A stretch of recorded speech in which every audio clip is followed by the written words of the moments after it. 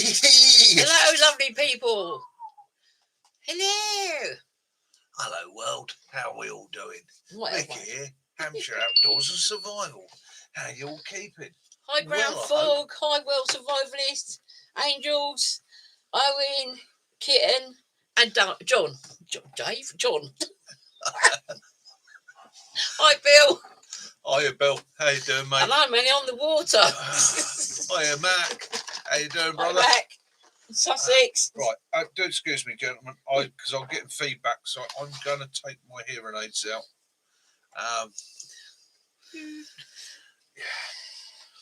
And how are you wonderful people today? I hope you're all good. I hope you've all had a great week. I hope you've all had fun, had your adventures, got outdoors. Hi, Martin. How you doing, mate? Hi, Martin. Yeah. Hey, what a week. What a week, eh? Yeah. Put 1,000 miles on my truck this week. Wow. Wow. Hi, Teresa. Hi, Free Dog. Yeah. You coming up here, Dingbat? Yeah. He's naked today. He ain't got his... Done some work this week, haven't we? Hello, matey. There he is. There Mr. Dingbat himself. The Colonel. Yep. Yes. Yes. Yes. The boss. The boss of all his surveyors. Hi, Max. The Teddy. Hi, Gary. Oh, right, get that out of there. Right, so I've got a big thank you, and I'm going to repeat this a couple of times tonight because I've got. Well, am I?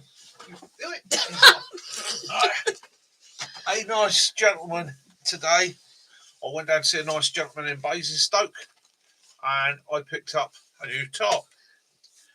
So, Mike, you know who you are if you're watching nice this later one on. Tigris. Thank you very much. 13 foot by 10 foot. Yeah. It was on the marketplace. So, yes. Yes, got that for a bargain. One Tigris. So, thank you very much. Yes, you're welcome, Gary. He's looking forward to getting virtually pissed watching the show at the pub. Yeah, what do you reckon? I was thinking about this. We It's always quite good, joked, isn't it? in the first year, we always joked it was welcome to the pub. Yeah. Yeah. And that's what it has turned into. It has turned into a Sunday social at the pub. As I remember it as a lad, you know, Sunday nights, people get together in the pub, they chat about the weekend and what happened last week and set the world to rights. Yeah. Put the world to rights. It wasn't a session. It was just a relaxed get together. You worked the following day, didn't you? Yeah, that's it. And so that's what it is. Sunday social. He set up his chainsaw mill. I've been looking at his Excellent. Tonight, Mickey is on the Koppenberg spiced apple. And I'm on water. Yeah, and I'm trying it cold tonight. But next week, I'm going to try it warm. Because it says on there, serve warm or cold. Yes, I can make that quite nice. So you could mull it. Mull it? It sounds like a countrysider to me. Boy, it's got a mullet. No, mulled. M-U-L-L-E-D. Old English word. To me, it means basically to have warm with spices. Which made me laugh today, because I suppose instead of having a curry, I could have a mulled chicken. You're coming around here. A mulled chicken with rice. What do you reckon, will I? Yeah. Yeah, my back's better, but I've been to the doctors again. I'm still having issues with my blooming legs. And he's decided in all his great wisdom that I've got to have more meds. Yes. So I'm on beta blockers as well now. Yeah. So I am turning into the virtual Tic Tac or Smarty Box. You certainly are. You're my Smarty Box. Yes. But here we go. Oh, you see, I need Bill to have a Thatcher's in hand. So I take my hat off. There you go. I take my country hat off to any gentleman who's enjoying a cider this evening, yes. Sir. Yes, take it off to you. I'll even doff it to you. Good evening, Mr. Bond. It's a different version, you know. Yeah. So what's everybody been up to? you've all seen what I've been up to. Basically, I've been driving around the country in my truck, hauling things around. It's been fun. It's been an adventure. It's been tiring. But yeah, I've enjoyed it. It's been a good week's work. This week I've got one on Tuesday. Tomorrow's going to be a maintenance day. I'm going to spend some time on the week checking oil, fluids, bits and pieces, and that. Thursday, we're still hoping to get down to Wales Thursday, aren't we? Yes. But that's work dependent.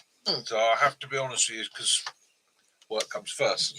But at the moment, I'm hoping to make it down to Wales, visit the bug out, and maybe drop in on Lavoo for a cup of tea on the way back.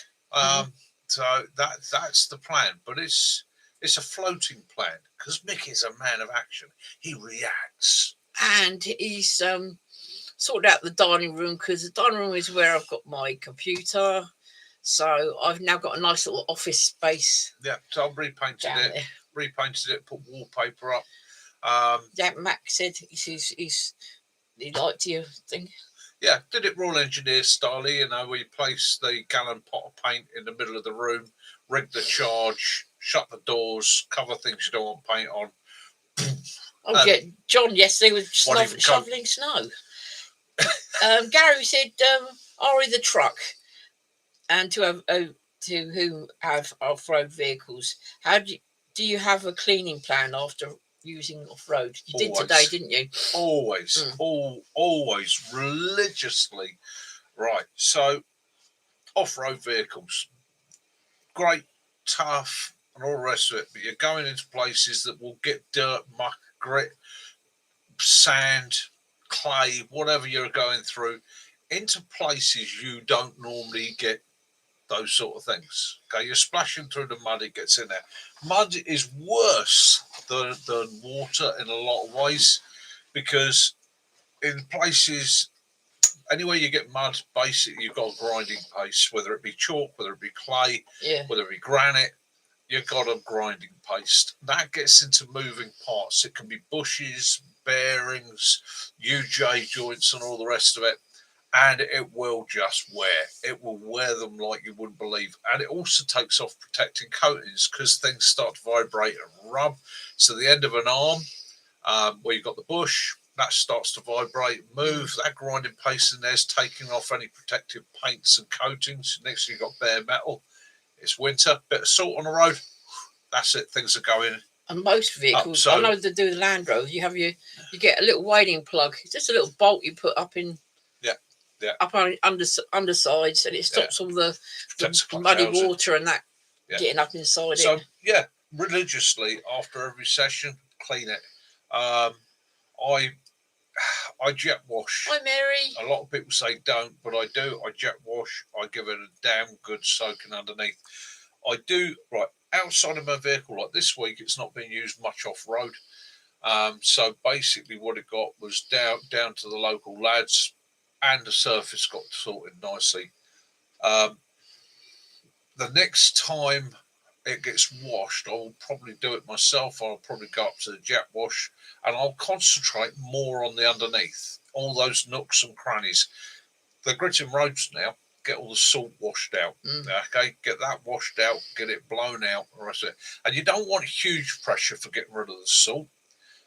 What you can do is you can end up driving things in further. What you want to do is stand back, get a good misting under there, get it absolutely sopping and let the water run off. That will take the salt away with it. So that's what I'm going to be doing there. Sort of an end of the sort of autumn time prep is undersealing your vehicle. Yeah, wax oiling, or whatever treatment that you want to use. Getting into it. And again, in the spring, once it starts to get warm, it will get underneath the vehicle. So it will get underneath the vehicle and give it a damn good scrub out. Get into all those nooks and crannies. Get it washed out completely. Get it dry. Look for what best tip there is once it's dry, give it 1 or 2 days, then get underneath it and look to see where anything is starting to rust. You put moisture onto metal. Leave it for a few days, go back and you can see the surface in there. Where you see that surface, give it a clean, give it a treat, touch a hammer right, wax or whatever you're going to do to protect it, under seal. Okay, but make sure and put it on dry. Don't trap anything up under there. Ouch, Max. Max said his wife car broke down the other day. 190 quid for the battery. Wow. Not what you need this time of year. Again, this time of year. In fact, that was something I noted today. I got that new voltmeter, put it in there. I've got to get that voltmeter checked because the vehicle's running absolutely fine. I'm showing 14.4 volts. Was starting up, but going down the motorway, all of a sudden it flashed right down to 11. And it stayed at 11 for about 5 miles, and then it came back up to 12.9. So I might have an alternator on the way out, but I've got a warranty on the vehicle. So if that's the case, they're going to be putting a new alternator on it. I will check that out in the next few days myself. And now if there's a potential problem, quite a lot of snow and that everywhere. Make sure you've got your blanket, your heat pads. You've got them. Yeah, jump packs. Jump packs for your motor. The old days of carrying a set of jump leads out the window. A lot of vehicles, funny enough, nowadays they don't want to be jump started with another vehicle's voltage, and they don't like to jump other vehicles. The electronics on a lot of motors these days are so sensitive. When you start putting those surges through the batteries and circuits to jumpstart other cars, it causes issues. So you're far better off getting yourself a jump pack or get yourself an older motor. So it's the choice of the two, really. But the jump pack is great because it's just small, light, easy, keep it charged. Yeah, about 15 quid, aren't they, on like that? Some of them on and it will do Amazon. The job. 2 things I bought today because my mate Jason actually reminded me it would be a good idea to have in my kit. I've got it in the Range Rover. I haven't got it in the pickup, but I've just bought myself a compressor for the pickup. Just a basic one, simple little compressor, and a tyre repair kit. Okay, and I've got the plug type kit. So basically, I don't know if any of you've seen them, and if you've ever used them. I've used them on motorcycles for years. But all it is, it's like a little rubber mushroom and a tool, and it inserts the mushroom, that seals the hole in the tyre. Steady. Little rubber mushrooms. And it repairs the tyre for you to get home. Do you get that on Super Mario? I use you don't need a sealant with it, but I actually get a solvent sealant with it, which is basically just tyre repair glue. Okay, it is. John says, can you change the bushes like in an old Mercedes-Benz? Yes, definitely, mate. Definitely. One of the things I checked out is that I can change the bushes on this one without problem. In fact, actually, I have my bush changing tool here. I actually noticed that I had it up here the other day.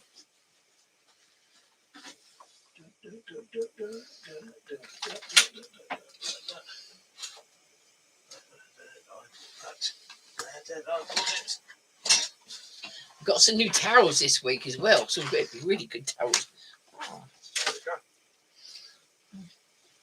Okay. Nothing fancy. That's my bush changing tool. Good old fashioned G cramp. Okay. Made in England, you know. Yes, made in England. I've seen lots of people buying fancy tools and that. When it comes it's supposed to be wobbly. Yeah. It broke. Yeah, it's supposed to be wobbly. When it comes to pushing bushes out and that, a bit of tube, one of these, great bit of kit. And I've got 3 sizes of these. This is the middle size, so that's all there for changing bushes, UJs, things like that. I do a lot of my own basic mechanics. I'm not my father was a damn good mechanic. I've got basic skills. I can change an alternator, change a radiator. Is it a record, Mick? Is it a record?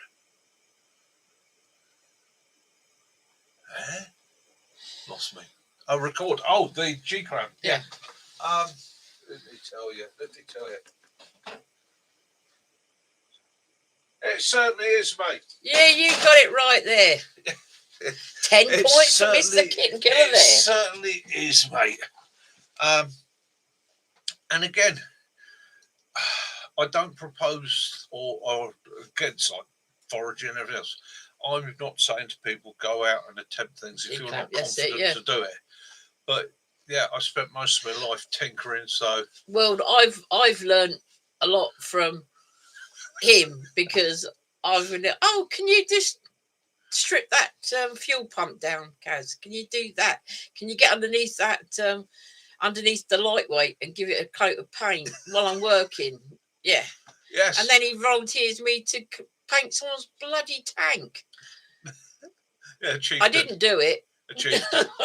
Hi, Ali. So yes, I did have a beard last week.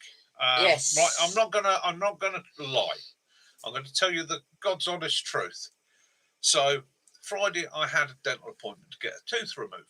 Okay, but we're not going into that. I couldn't see this bit. You look like. And so I thought I better have a quick tidy up. As you do, got up in the morning, have my shower. Thought, oh, looking a bit scruffy. Dentist's going to be looking at my mouth. Let's get it tidy up. So I got my clippers. Yeah, I set my clippers, and I got the clippers, and I went, and it got to about here, and it went, and died. So I ended up with one half of my face trimmed, the other half looking like cat weasel. Now, I did go through my head, put it on charge, leave it till I get back from the dentist and just claim it's a new fashion craze. You know, you're not down with the kids if you ain't got half a beard. I didn't think I'd get away with that. So, yeah, I had a shave and I've kept it shaved since. Stuart said, did you see about your comment about the alternator being a smart type? An alternator being a what? A smart type. A smart Sorry, type. You were going on. Yeah. You're probably right. Mine is probably a smart type, so it's just dropping down to what it doesn't need. Yes, good point. That I'll check that. I'll get onto the Mitsubishi. I'm not saying he looks like Cheech Moran. It's like a dog. Ali's in the house. Yeah, Ali, how you doing, mate? So yeah, I am feeling a bit bald on top and bald on the chin at the moment. But that's on mine. I'm rocking out the 70s tash. You're not.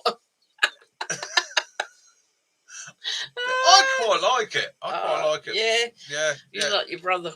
Yeah.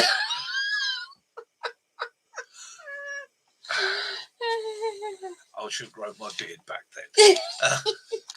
But yeah, it's one of those things, isn't it? It happens, so you just deal with it as you deal with it.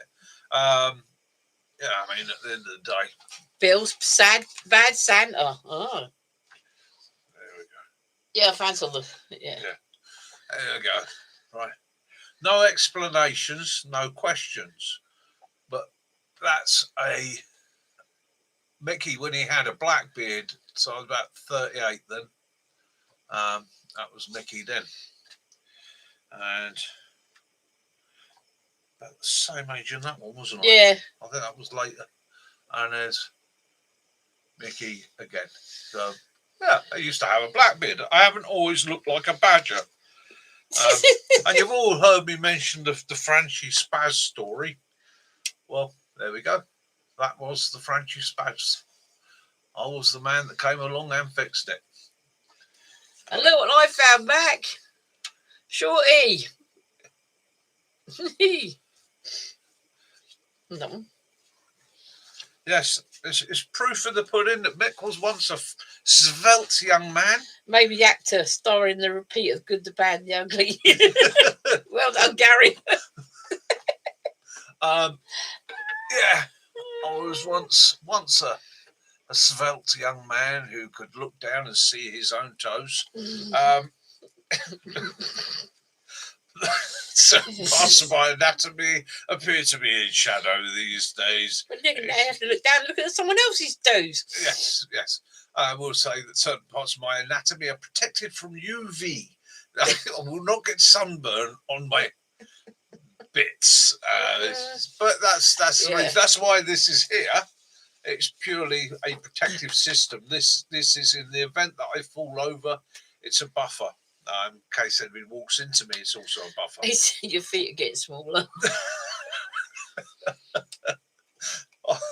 You say that. Funny one is either my feet are getting bigger or shoes are getting smaller, because I've just gone through a shoe change, and I used to wear size 9. I've now got to get a size 10. Even in the same brands that I was wearing last year and your year feet before, are spreading. my feet seem to be spreading. Yeah. Maybe it's the weight. Would he? Yeah. Oh. Bless him today. 50. Wow. It's a long time gone, me. My mate Steve. One of the nicest guys you'd have ever met. Sound as a pound. A hero, a legend in his own lifetime, and one of a very small and tight bunch of really well connected guys. And it was an honour to have known him. So, Ebo, wherever you are, mate, we are thinking of you. Bushcraft Sussex, I'm lucky I've size 14 feet. No matter how big my belly gets, I still see my piggies rested in the parish boundary. Excellent. So, what's do your kids ever use them like the old, if you sit in your chair, do the kids ever come up to you and get the old Hot Wheels cars and roll them down your leg and do the Eddie the Eagle type thing off your feet? I tell you what, I bet he swims well. I bet they're like flippers. So, that's it. What we're doing, I say this week, we're hoping to get down to Wales if we can. Have a little bit of a journey out. It'll be me, Kaz. I expect the general will come with us, won't you, Willow? Ali says, have you ever tried? He started a fire using steel wool, a tampon, and a square battery. Yeah. Did it in my last video. Very effective. Excellent. Yes, right. Now I would say that anybody that's interested in their firelighting techniques, because Ali, spot dog, mate, you got that spot dog. It's incredible how well it works, isn't it? But that wire wool is getting, that's hot. That's a lot of heat. That's Gary, are we getting a bit nist as a poot? Yeah. So anybody that's interested in seeing the wire wool trick, dive over to Outdoor Ali. Dive over to his channel. Did a brilliant video. Absolutely stunning. Looked like a good fun camp. But yeah, he absolutely cracked Kiwi. That. And again, using the wire wool. I've seen people try and start a fire with wire wool. You've got to use the wire wool as the initiator. Right, that's going to carry the heat to something that's going to catch easily and become a sustained flame to then ignite on from there. The wire wool does not last very long at all, but it does burn extremely hot. Gary, the name of the tonight's as he's had a few tonight's pub is the Hampshire Hog, because we got the Hogs Back, which is near us, which is supposed to be like the back of a hog, and Hampshire's well known for its big ears. It used to be the nickname for the people of Hampshire were always referred and you to might in the see old days as there Hampshire hogs. The hog on the actual and that's why we chose the wild boar as basically the pig. I'm into a lot of medieval Celtic lore, a lot of the old ways and that. So we went with a pretty much I'd say cross between Iron Age Celtic boar, which was actually created for us by Mac. He came up with a logo for us. Thank you very much, Mac. Appreciated that. And it was the Hampshire Hogs. Now I've also got an affinity with pigs with wild boar, purely and simply because of their intelligence. Now there's whether you like them or not, it is this simple fact with pigs. Okay, you ain't ever going to mess with their family. They're super protective. They're very intelligent. They live as a community and they stay as a community. Okay, a pig on his own is dead. A pig in a group is a happy pig, and that's one of the things I liked about them. Other than that, I'll join you, Mac. Max asked for 2 Mac specials, so I said I'll join him. No, that's happened before. And again, the other thing, of course, with pigs is you get bacon from them. IFU crew, how are you doing? IFU, how you doing? Hope you're good. Right, mate. FU crew, our granddaughter, for my birthday being Halloween, I've got flipping one of the monster with the no eyes. His face opens up like a flower. Yeah. It's like Gorgon, Gorgon. Yeah, that's what my granddaughter chose for me as a present. You press its stomach and its face opens up and it screams. Right, so, you get into your binge watching Stranger Things, mate. I'm standing you down for the evening. You go join your 11-year-old and have a great time. Enjoy. That's what it's about. Hi, Carmen. And again, same thing for anybody. It's those of you that join us here every Sunday, please don't ever feel pressured to do it. This community here is about enjoying yourself, about enjoying life and so on. If you can't make it one Sunday, don't worry about it. The only one that has to be here on a Sunday is me, because I'm steering the computer. That's it, yeah. But we went Hogsback Hotel. We went to my cousin's wedding was at the Hogsback Hotel, wasn't it? Yeah. And when the lady was going, anyone else has any just cause for this, please speak out. There was a clap of thunder. Yes. Somebody knew something. Yes. So again, there's never any pressure to join the channel. Okay. But it's lovely to have you all here. It really is. I appreciate all the support, all the care. There's a couple of people out there that have been very supportive recently. I'm not going to say how, why, or who. In fact, I am going to say thank you very much, Gary. Appreciated. Really does help. But other than that, Kitten, your support, your caring. Benny. Yes. Benny. I've definitely been enjoying the videos you're doing. Ali, we haven't seen Rooks for months. No. On the channel. No. Hopefully he's okay. Yeah. Benny, I had to explain your video to somebody at work the other day, because I was sitting watching your video on my phone or sitting in the vehicle, and one of the guys come wandering over and he went, "What are you watching there?" Just as you're walking around doing the belly walk. So I had to explain to him that it's actually a special technique used in bushcraft, so that you move with the wind. It doesn't disturb the wildlife, the birds, and so on. And he walked off with that expression on his face, as like, "Oh right, that makes sense." But the salute's still there. Yeah. It was quite a giggle. Almost made me laugh almost as much as the day I hypnotised all 15 chickens and left them sitting there, and explained to her, hypnotised 15 chickens, had a group of people come up for the day to ride a horse, and there's 15 chickens all stood in a group with their beaks on the ground. Yes.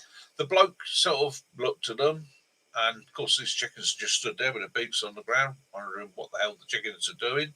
So I calmly explained to them that they were having a little nap. They've been busy, and being chickens, they like to go to sleep, but they get preyed upon, so they sleep standing up with their beaks on the ground, so that they're ready to sprint off in the event that they're attacked. And his brain had to accept the logic of what he was seeing, and I was explaining. And I'm not saying that you and Mac were going to do the same to those chickens when you went down to that place. Oh, Mac was going to do the head under the wing trick and rock it. Chickens are easy. I've seen someone do that to sharks. Yeah. Turn a shark upside down and rock it, and that fell asleep. Chickens are the easiest thing in the world to hypnotise.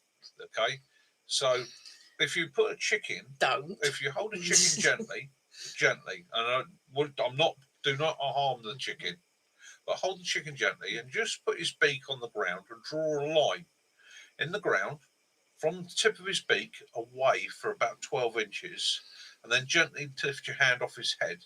He won't move his beak off that line. Okay. You should have said that, because people have been doing that, and these poor chickens are being stuck there. As soon as you move him off that line, he'll be up and away. Now, I haven't seen badger in the woodlands, woodsman either.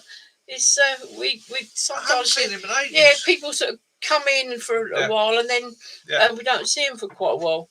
Yeah. Rooks is fine, just busy and on a health kick. Brilliant. Glad to hear it. Yeah. I thought I turned that down. Yeah, it's So what else can I say? Yeah, so I've probably just created a whole thing for hypnotising chickens. I will say that you could probably get prosecuted for it now. So yeah, maybe I shouldn't have put that out there, but it had to be explained.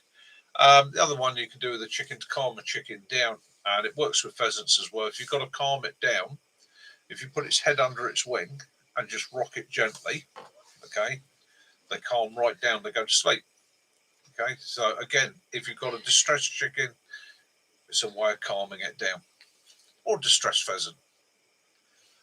Doesn't work on distressed cattle or distressed pigs. So we wouldn't do that. Yeah, so what we got down there? There you go, Romy Ray. Hi, Romy Ray. How you doing, mate? Oh, yes. Looking forward to getting out with you next summer. And, yeah, might come down, might have to have Yeah, sorry we couldn't get... It was we were sort of stuck with getting back before, weren't we? Yeah. So we couldn't meet up.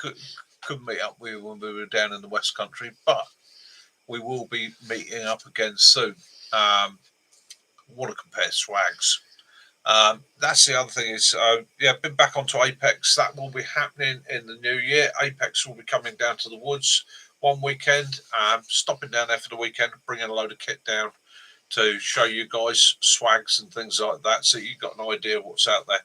Again, as a car camping kit, I'd recommend it to anybody. Yeah, absolutely superb bit of gear. Absolutely fantastic. Sogs, hello, mate. How you doing? Hope you're great. Anyhow, so where are we going tonight? I'm having a bit of a blank. So we're going up. The next thing we've got to sort out is Christmas, I suppose. Gary was saying he's new here. He said appreciates folks aware, discussed before, but it showed a video of starting a fire, very short. Reality took this time. So if you obviously want to see a bit more of that.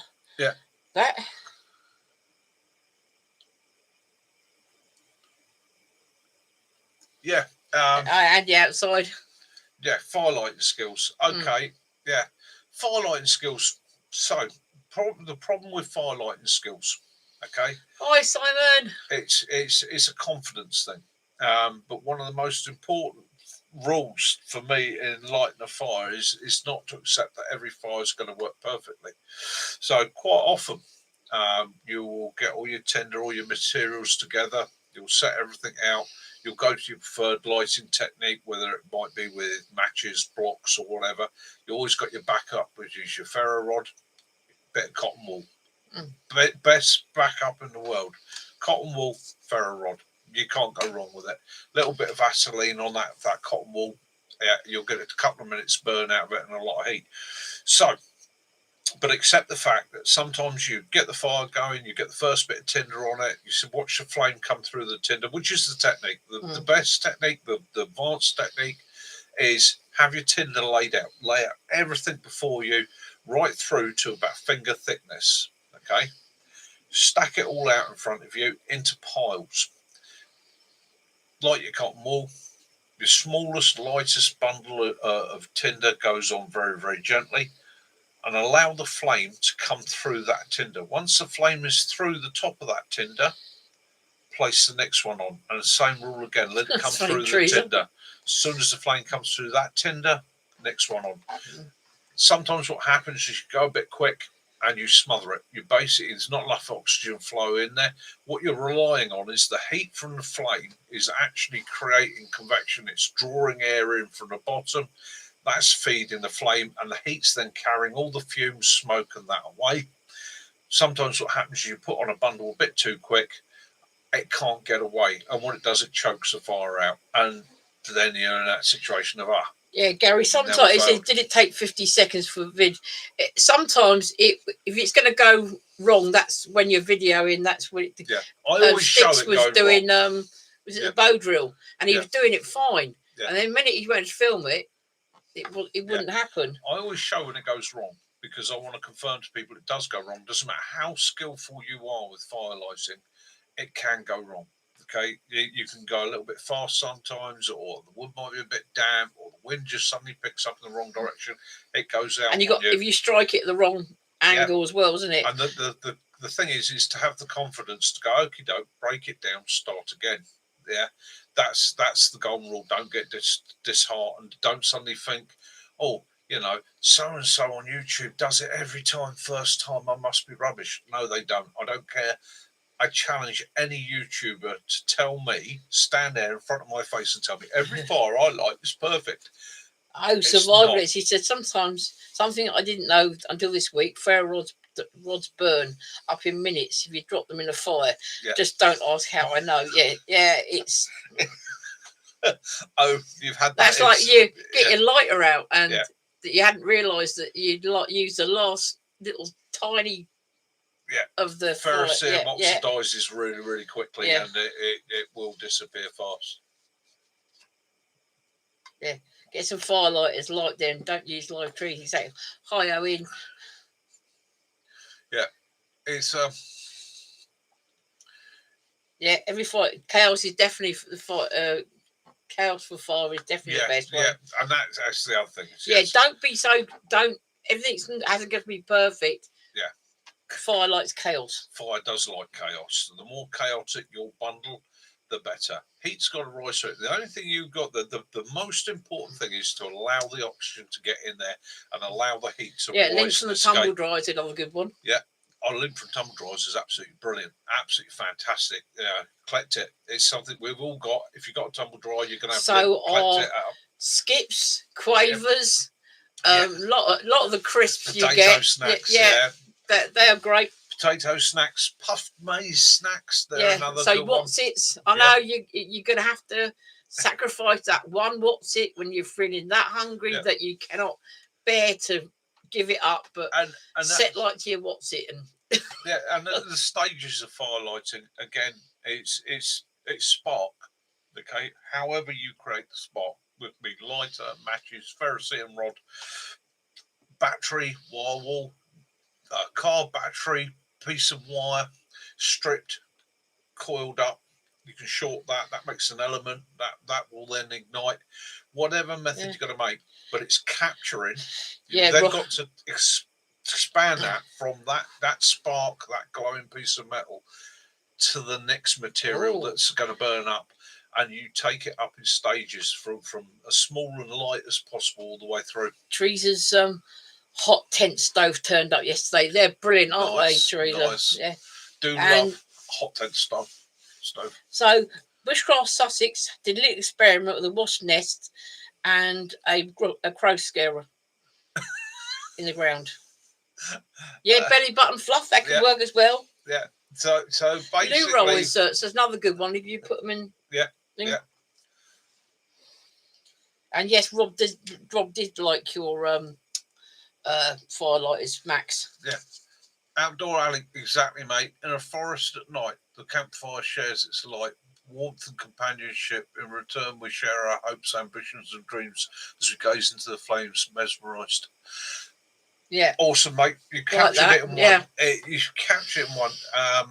Any form of fire, okay? Now, there are times, especially down here in this area. In fact, I think for most people, there's certain times of the year where, as sensible campers, outdoorsmen, and outdoors women, we know that fire risk is too high, but we find alternatives. Kaz has just ordered me a UCO candle, okay? Because I've never owned one. Lots of my friends have. I've always looked at them with a little bit of envy and gone, Andy, he watched a Ray Mears program where a native carried an ember in a box for miles. Yeah. That's what we used to do. We used to, our ancestors used to carry around so type of mushroom, was it? The fungi.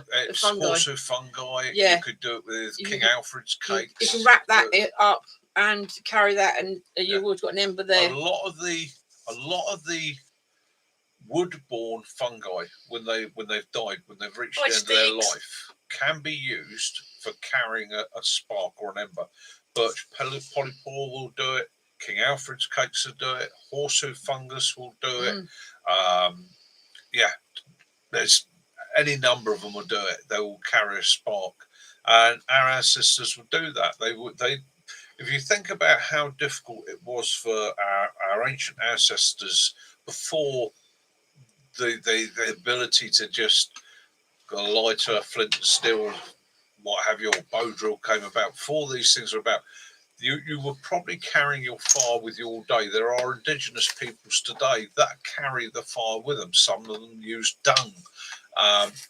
They just carry it as a smouldering ember. And you tend to find the person within the group that's doing that is held in great reverence. They literally become skilled at nursing it, because if you allow too much oxygen in, it burns the fungi too quick.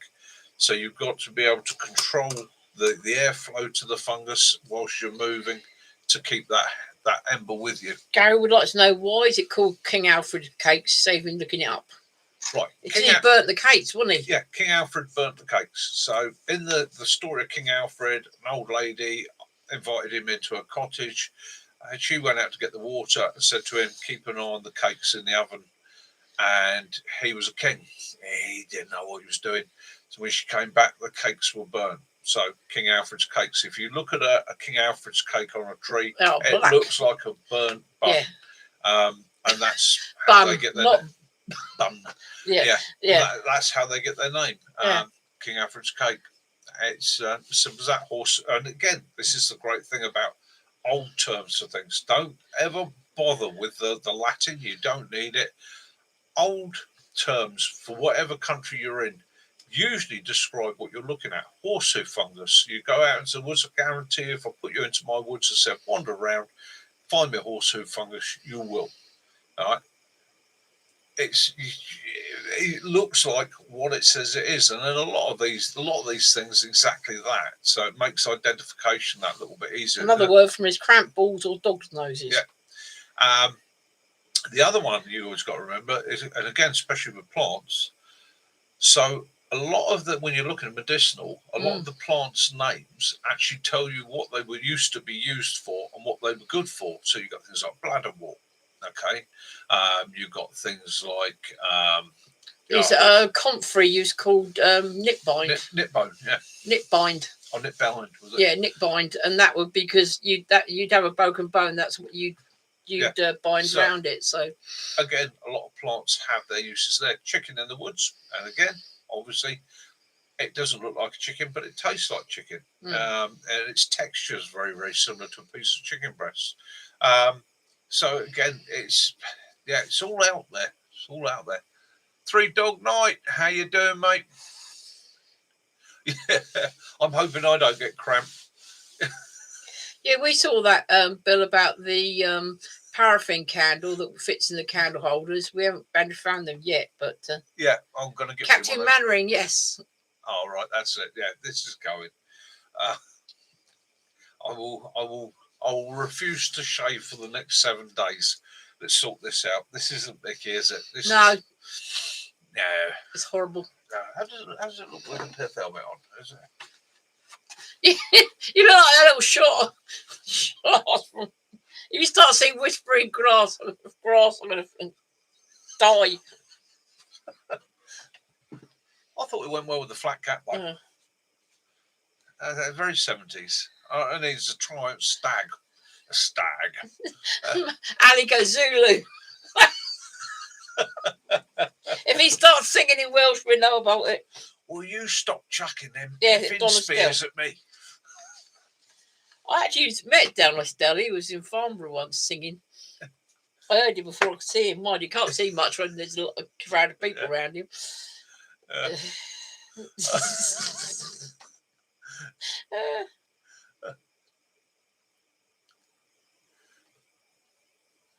Oh, excellent! Yes, we found the candles, but I've not been able to find the paraffin bit. I've been waiting for a mate to come on tonight. He'll probably watch us some catch up, so I'm going to go through it quickly for you and him Magnum, tonight. A Magnum PI. So, a regular chap with the channel.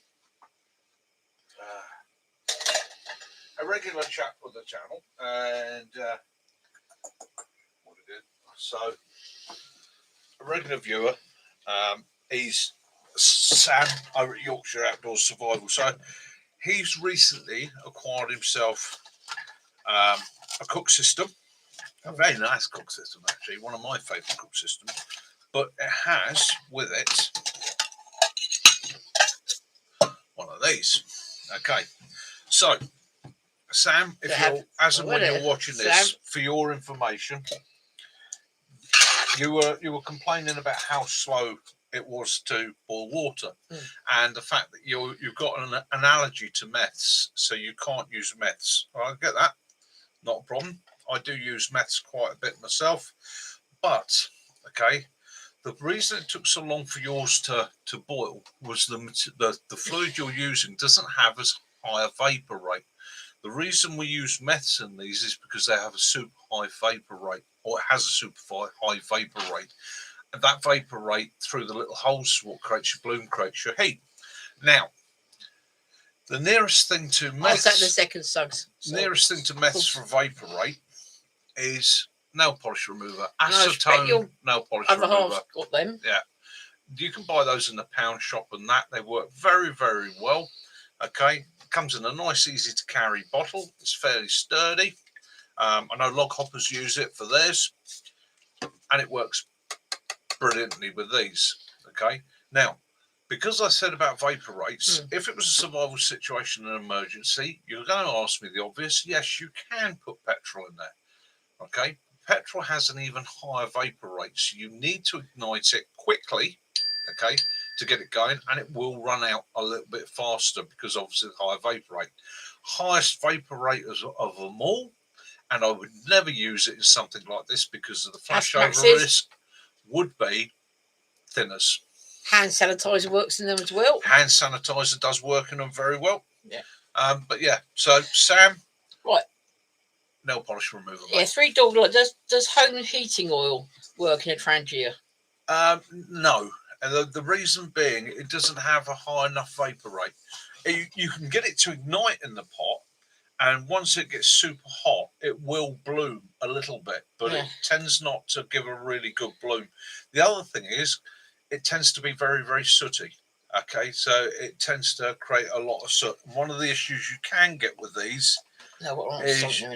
You can get carbon build up around the little holes there if you're using materials that give off a lot of soot.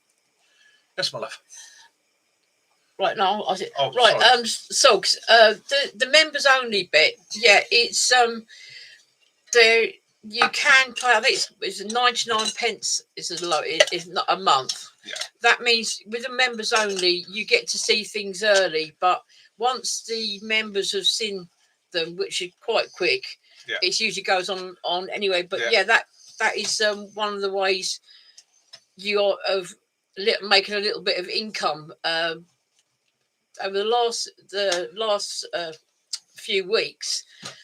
People like Living Lavoo come in, and they've actually bought sort of like 10 or 20 memberships for a month. So what they do, then the computer picks out random people to get that thing. But that is, there's not you don't make a great deal on YouTube. You have to have thousands and thousands of people, and you do make a little bit on some of the adverts. I've made £100 in a year. Okay, so you know that's the sort of. That's why we did that by a coffee thing as well. You can, And the reason I set up the members really was at the time YouTube. I was just at the point of being able to get monetized. Okay, so that's always a goal for people. It's one of those points, and one of the ways it said that I could get my monetization up was creating a membership. And I looked into it, and they sort of say, "Oh, you know, you want to start people at like £10 a month and all the rest of it." And I literally went to the lowest setting that I could physically set it up as, and I've literally just got the one setting. So that basically YouTube went, "Oh, he's a good little boy, Mickey. He's set up a members. Good little Mickey." But I will say also, anybody that does become a member, it does help the channel. It helps the channel in statistics, and it also gives a tiny little bit of an income to the channel and helps the channel to pay for itself. It doesn't really pay for itself, does it? No.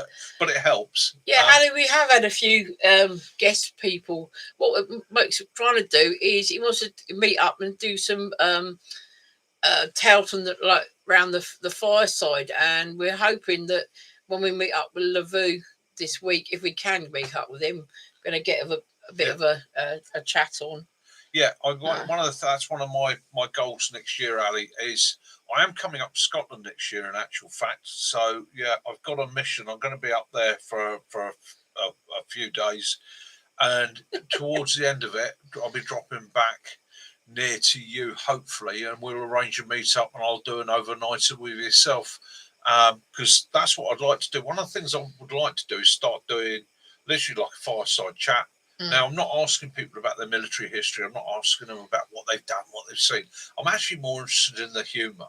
I'm more interested in those funny occurrences, the things you can talk about, the laughs, the giggles, the when you did something or when somebody did something. He said that the reason why he said Sog said that, and he said that he said thank goodness for that. I could see you doing the fan dance naked in the woods with chestnut leaves. It's been done.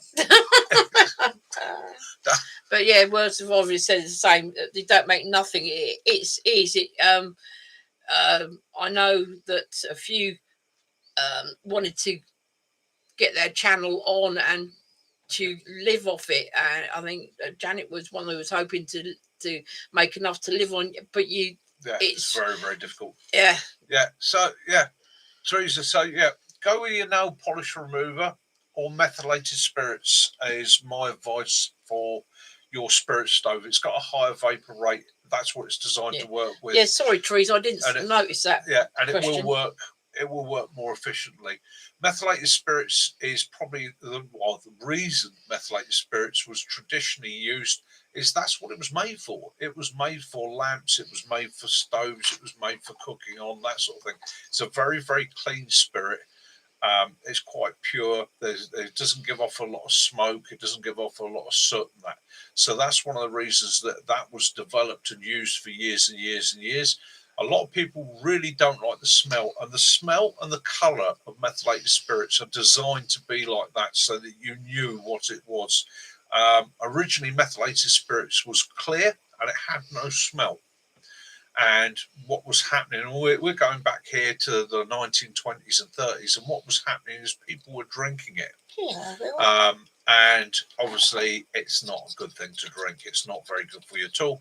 So the law was changed and they dye it pink and they put an odour in it. And that odour was designed to be that you will smell it and you will always know that's methylated spirits. It's got its own independent smell. You can cook on white spirit, you can cook on paraffin, you can cook on diesel even, but what you're going to need to do there is you're going to need an element in it that will ignite things like cotton wool so that it will act as a wick, and then that that wicking element helps to maintain the flame. Was that laid back, but you were talking about other things tends to give a dirty flame. So it tends to soak things up quite rapidly. If it was an emergency survival situation, of course you would, I would, you would, we all would. But because they don't have such a high vapor rate, you've got to get the heat into them. So you need that wicking effect to do that. Paraffin really, as a rule of thumb, use it for your lamps, use it for those sort of things. Heaters, that sort of thing, they've all got a wick or an element in them. Yeah. So, John, what weird and wonderful things you had HP sauce on? Yes. How's your addiction going? Yeah. With your 4 bottles. I'm getting worried about it's going to get into trouble with Donald Trump, aren't they? Because they're getting on. Yeah, we got Tilly lamps as well, Teresa. Yeah. Oh, Tilly lamps. Yeah, love a Tilly lamp. And again, paraffin has its own unique smell, and it's normally dyed yellow. And at one time, you could get pink paraffin as well. One was for outdoors, one was for indoors. I remember a shop, like a handyman shop my granny used to go into, and outside there they had a white SO blue, was it? Yeah, and you used to have a pink or the blue side. Yeah, bioethanol, yeah. And methanol, yeah. Very high vapor SO rate. blue, yeah. Yeah. I remember the advert now. What else is that? SO blue. Yeah. Blue and pink paraffin. Yeah. Yeah. Who remembers those days? I can remember turning up at the petrol station and you go in and get your pink paraffin or your blue paraffin for your heaters. Yeah. Yeah. Yeah. It's all good stuff. All good stuff. Yeah. Yeah, Max said he's definitely up for it if you're up his way. Yeah. Oh, right. Patreon, leftover turkey and mash with corn bowl. Rocked it, yeah. Do you share any? You have any guests around, or do you guard it like a lion and you're freshly caught gazelle? Yeah. HP sauce, yeah, it's a definite. We got our dear friend John over in the States addicted to HP sauce. Yes. I believe the ATF is going to be wanting to speak to me soon about bringing addictive materials into the US. When I come over to the US, some suitcase is going to be loaded with it. John, you got to try it with mashed potato and sausages, because oh my goodness. Yeah, do share, but only with special people. You got a little measurement. You went, no, you've had too much. A bit of tariff on it.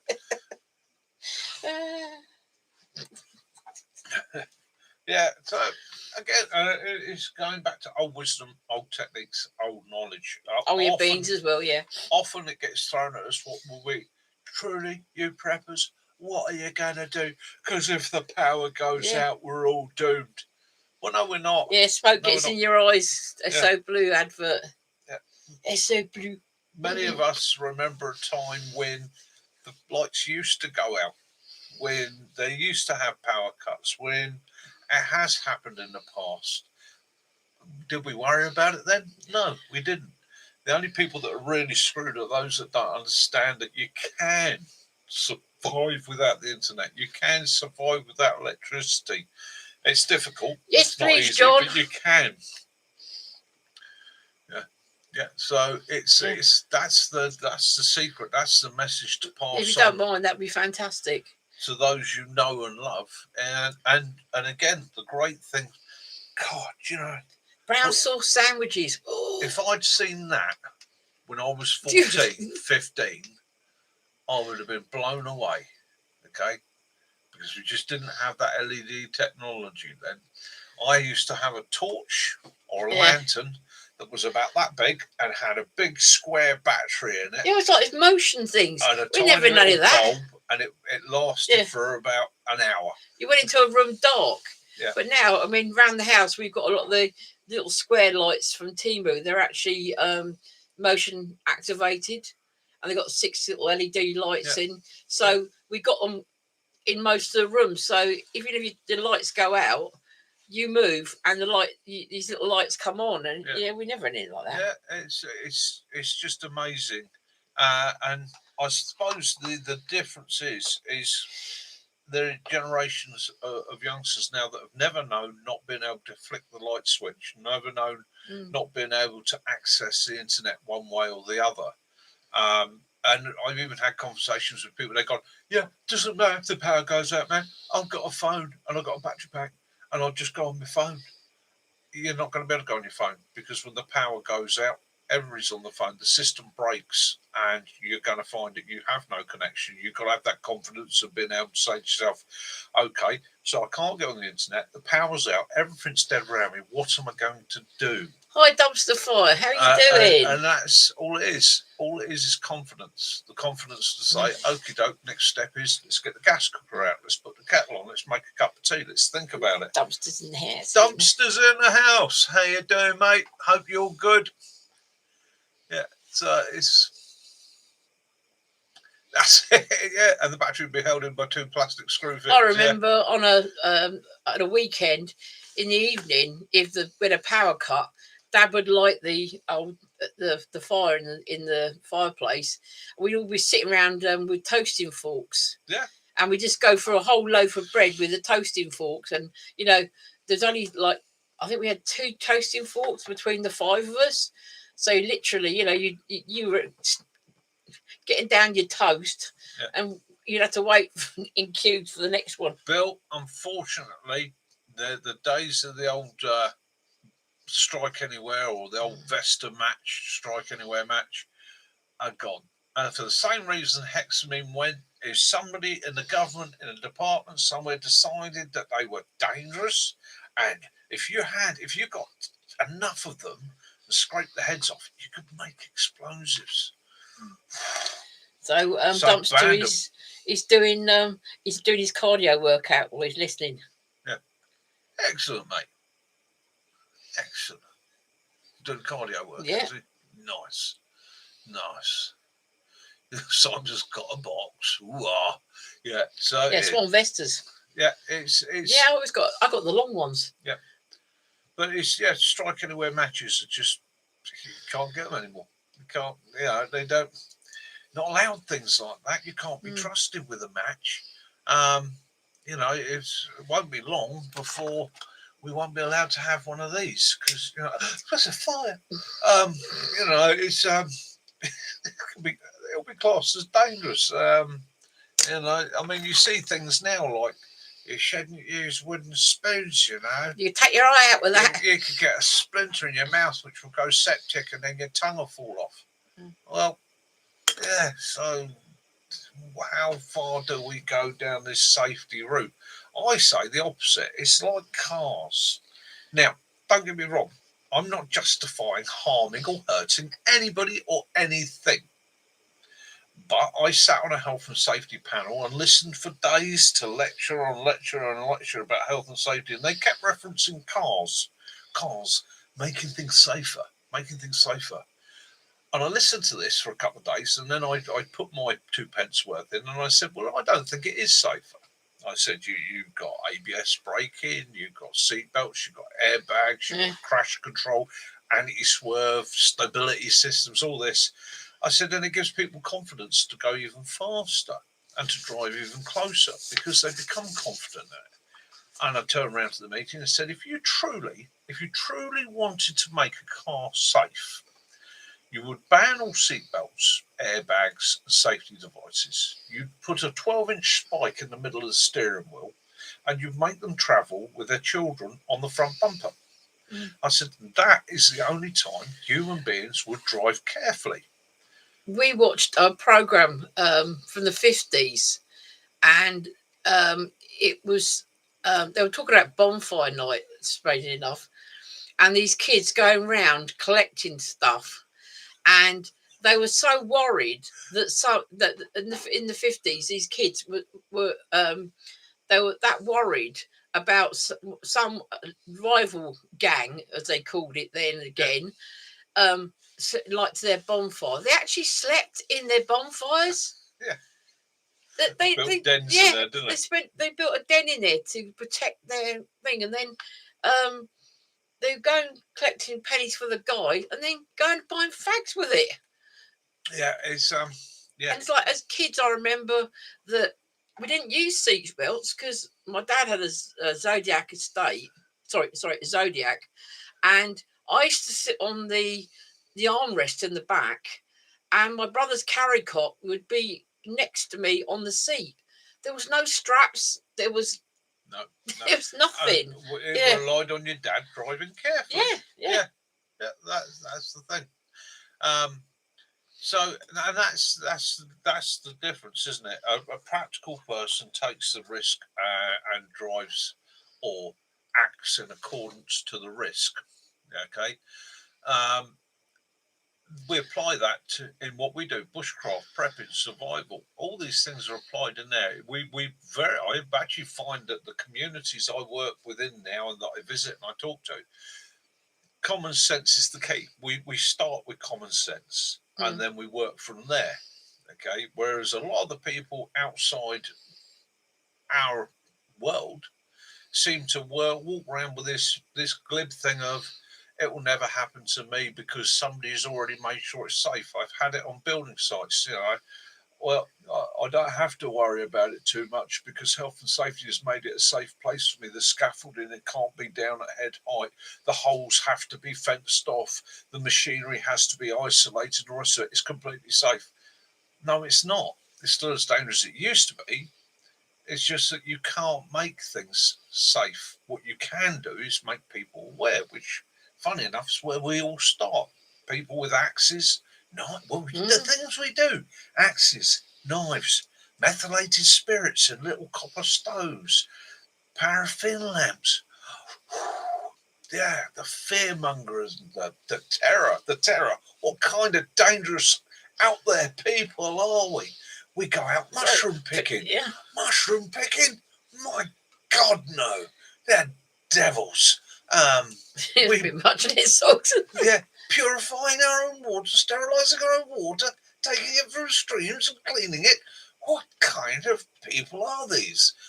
Well, yeah, these are people. Well, my dad's was a Zodiac Mark IV, and when we were before we had kids, your dad said he dad said he was going to buy us a car, so we actually chose a Zodiac Mark IV, and we took it round to my dad, and it was same year 1965.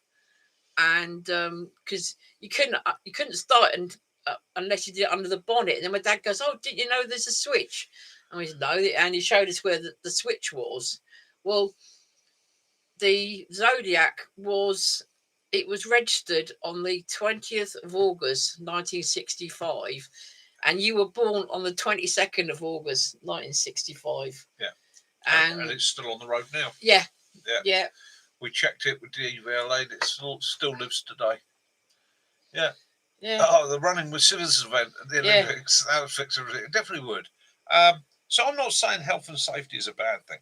I'm really not. I come from a farming background, and yeah, there have been massive improvements. There are things out there that are practical and safe. There are things the seatbelt, come on, at the end of the day, saves lives.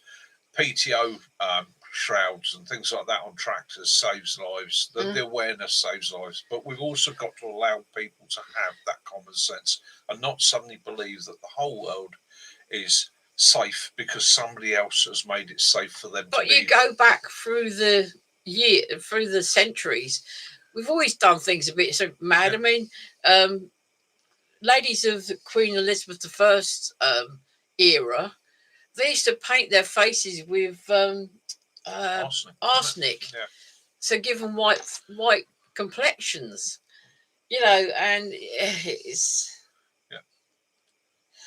Zephyr is Zephyr was the same. Zephyr the Zodiac was the same as having a Granada or a Cortina. One was slightly one was slightly below the other. Yes, one was for your upwardly mobile. Yes, and the other one was for the CEO. Yes, and we've had Granadas and we've had Cortinas as well. Yeah. And in fact, if we got all the old cars that we've owned over the years, the prices are just ridiculous. What they're going for now. Some of I saw an old Austin the other day, and that's something. Renault that we'd had, and they were in our day they were like 40 quid old banger. Yeah. And now they're like £5,000 to £7,000. Yeah, it's wish we'd done on to a few of the old ones. Excuse me, sorry, just give me hiccups. Yeah, but yeah, so that's the thing with the world, isn't it? It's a crazy place. Yeah, we're the only sensible ones out there. We're the only clued up ones. We're the only ones that actually got our eye up on the ball. Yes, so to speak. But that probably makes us that bring back the running with scissors event at the Olympics. It's and again, that was the thing when you were a kid. Yeah, you were allowed scissors. You were allowed to carry scissors. You were taught how to carry them safely and not to run with them. Brilliant. I'm going to say something as a female. It's more like a safety thing. As a woman, I look at sometimes at other women and see them with their trolleys, with the little child seat pushed out. There's no child there. It's a handbag, and the handbag's always open, and they're off doing the shopping, looking here, there, everywhere, and not looking in their bag. Yeah. Yeah. Gone. So, I picked up another stick. Courtesy of one of my neighbours. Yeah. So, you may have seen on my shorts. My brother had a Datsun 120Y, and we had a Celica. Bear in mind, I'm getting a bit stiff, and I'm of a certain age. Now, when I'm on my travels, I like to carry my walking stick. That's my walking cane. With his hair. It's a nice. Kaz got it for me. I'm very, very proud of it. It's a very, very heavy stick. It's a very solid stick with a solid metal hair head, and it's a good. It would be a good pokey stick. Wouldn't be so much of a strikey stick, but definitely a back your bugger if I was attacked by a bear. Just make sure it doesn't fall on Willow. One of my neighbours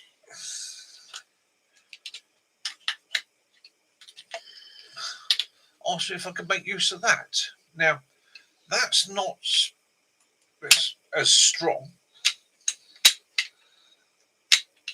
that way, obviously, as the wood, because it's only a thin metal tube. But again, I keep saying, but somebody said to me, "Oh yeah, you want something to strike it with." Probably not. If you're going to use it as a pokey stick. Keep distance. It's the old rolled up newspaper trick. I don't know if any of you ever come across it. If you roll up a piece of newspaper and you strike somebody with it that way, it won't do anything at all. It will just fold round the person and it just makes a bit of noise. But if you take that piece of paper, rolled up paper, and hold it that way and hit them with the end of it like that, it's like being hit with a baseball bat. It's directed force. So again, I carry a walking stick for my stability and in case I'm attacked by a bear or a cow or a rabid dog or a big squirrel, a really big squirrel that's angry, or a beaver even. Because we have beaver in the UK, I'm just scared of animals. I would never carry it for protecting myself from people. Obviously, I was watching the only wild herd of reindeer in the UK up in the Cairngorms. Yeah, I'd love it up there in the snow. Yeah, there's been some really interesting videos up just like the honey badger. Yeah, I do love that honey badger, especially was it Stoffel? Yeah. The honey badger. So we've been watching a lot of programs just like about people surviving in places like the Irkutsk, which is the coldest inhabited place on the planet. It gets down to -50 most of the winter and -70 in extremes. And they were showing how these people get on, and single canvas tent structure with a wood burning stove in it. And they get by absolutely fine. Don't get me wrong. They probably don't notice the cold in the same way as I do because of acclimatisation and so on. But it was interesting, their diet, wasn't it? Yeah. It was all protein. Very, very little in the way of carbs, very little in the way of anything other than protein. They used to make blood sausage. Yeah. John, you say about the honey badger. Have you seen the yellow-throated martin? We were watching a program the other day about tough animals, and they've already done about the honey badger and the yellow-throated martin. When it kills something, it actually, if it's cold weather, it actually climbs inside the body to keep itself warm, like Star Wars when he climbed inside that. The banter. Yeah. Banter poodle. Yeah, incredible animals. And there are many, many of them out there, different creatures. And he started up Japanese star fighting. Yeah. Anything like that. Any of the martial arts. I mean, there is, in actual fact, there is a recognised martial art for the use of the cane. Yeah. And it's called Batitsu, or Bartitsu. And it is a genuine martial art. This goes back to the 1920s. Things, And it was the gentleman's art of using a cane or a stick. Isn't it one of them? If someone comes at you with a knife, you sort of do this sort of round action. It actually flick the blade or whatever it's away. Based on fencing and things like that. But yeah, Bartitsu, have a look. It's out there on YouTube. There are practitioners of it. There are clubs and organisations that do it still and follow it. It's one of the lesser known martial arts. Oh dear. It's good it wasn't moulding, Ali. Yeah. Yeah, it's a simple technique. Yeah. Simple. And again, it's all about preparation. Now, again, it means that, you know, if you're walking with a stick and somebody says, "Oh, you carrying that for a weapon?" No, but I am a practitioner of Bartitsu. The same as somebody who does martial arts is allowed to carry their hands. Okay. And if need be, to use their hands for defense. Okay. My defense is, yes, I have a stick because I'm a little bit unsteady. And if I had to, I could use it to protect myself, defend myself, not as an offensive, purely as a defensive item. Now, that's not going equipped. That is having something to keep somebody away. Steve from Avengers. Yeah. Yeah, Gary, we watched one tonight, and it was a bloke. He's in Canada. One of his another YouTuber. His wife has been diagnosed with cancer. So while he's off looking after his wife, he was doing his show for him. Outdoor Boys. Yeah, Outdoor Boys, and he went out without a sleeping bag, and he made up his own area to sleep. He actually chose a fallen tree, and he put a fire on the ground to heat the ground up and the soil, because it keeps it warm, it keeps the heat in. And he actually he made some like dough mixture. Yeah. And then in the morning he was ready to make fresh bread, and all he did was he put on a flat tray and cooked like bread for his breakfast. Yeah. John, what you're saying there is exactly right. Using it as a club, and using it end on, literally that way on. Yeah, it's quite an interesting thing. This, all the movies you see them pick up a bottle with a cap on it, or a closed bottle full of liquid. Yeah, it explodes. In actual fact, a full glass bottle with the liquid in it and the cap on is less likely to explode. But it adds a nice bit of weight to it. We saw you bludgeon somebody with something. We saw someone when we were a lot younger. Someone who lived in the same block that we lived in, had a full can of beer thrown at him and actually cut his chin. Yeah, clean open, didn't it? Yeah, it did. Yeah. Best weapon you've ever made, Mick, with raw materials? That's what Raleigh wants to know. Oh, best weapon I've ever made with raw materials. Probably a spear. The simplest, most effective weapon I think I've ever made from raw materials is a spear. Made plenty of knives and that over the years. But again, that takes more specialist skills. But if you wanted something simple and effective, a staff, a spear, and more importantly, anything that feels good in your hand. Anything you pick up and you think, that's going to do what I need it to do. You know, I mean, at the end of the day, anything can be a weapon. I mean, even that's a weapon. Okay. He's got to bring out my bottle opener that somebody bought me back from. Yes, that is my bottle opener. Did it say? Yeah, it says Cyprus on it. Yeah. So, you know, it's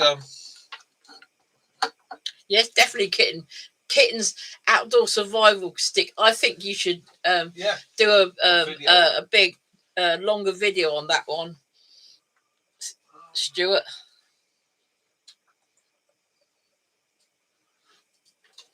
Yes, I know what you mean, Andy. That was the Kingsmen.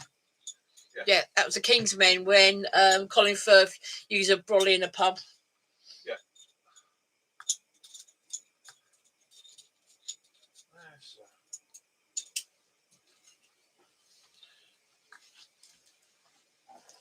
So, Ali, when I was doing knife making, I made a batch of knives basically for guys that were. Hi, Phil. Guys that were working in vehicles. I'm not going to go into too big a detail, but basically guys at vehicles, hatches, doors, windows, drivers, operators, and things like that were saying that want a small, efficient knife it's that a could pecker for opening my bottles with. That could be worn on the kit or on a lanyard that would give them a simple, slimline, effective knife. And what we developed was that. Okay. So that's what we developed. Okay, fits in the hand like that. Okay, makes a very, very sharp and efficient tool. Your hand's not going to slip forward on it. It's short. You can use it for cutting seat belts, trimming materials and that. But when it's on, it can be tucked away to almost nothing. We drilled holes in it, the idea being that it could be bound to a shaft as a survival tool and then made used to a spear. As a spear. We've even put the finger choil there has a barb on it. So the idea being, being that if it was pushed through a fish, it stayed in the fish. Obviously, looking at large fish, not small fish. Ali, our friend Jason, made one out of. And it basically that's one I was most proud of. There's quite a few guys actually have one of those off me, and all it was bar stock tools. It's just bar stock tool steel. That's all it is, and then obviously a lot of work shaping it, grinding it, and so on. I only have two left. This one, which was the prototype, and one which I kept back for myself. But yeah, very, very handy tool. Like I say, as an emergency tool for being able to release yourself from belts, cordage, and all the rest of it. Lavu's in the house. Lavu, how you doing, brother? Hope you're all good. Hope you're all good. Yeah, Ali, Jason, Muddy Ruts, the chef, he used a blade from a lawnmower. And he made it into a chef's knife, didn't he? Yeah. It looks like frosted with a chef's knife and something that Klingon would use in Star Trek. He came into the forge. That was when I was still doing blacksmithing, and he wanted to make his own knife. So that probably is the one I'm most proud of, because they went out to a lot of people for use and was designed as a tool. It's nothing big, fancy, but it actually did a good job, played a good role. Oh yeah, Mike's on. Look, he's got a bit. Yes. Hi, Mike. Yes, he loves his. He showed him what he's. Mike, yes. Thank you very much. So again, I'll do it now whilst Mike's here with us. Yep. Went down and met a really nice guy, and he will be coming to a camp. Him and his mate will be getting an invite to the next camp. But went down and picked up that from him today, which is a 1 Tigris tarp. Thank you very much, Mike. That's going to get a lot of use within the channel. Yeah. Okay. Really appreciate it. I hope you're enjoying the live. Hope it's your cup of tea. And as you can see, we tend to. I waffle. This is the lovely Kaz. I keep in track. Everybody in the chat. Yeah, these guys, we've got YouTubers and wild campers and preppers and survivalists from all over the world here, and it's just a community. It's a pub. It's a natter. It's a laugh. You can join in the chat. You don't have to listen to me. Yeah. You can turn the sound down. Gary was saying the chat. He was robbed with a knife similar to that. Wow. It's less than that. Yeah.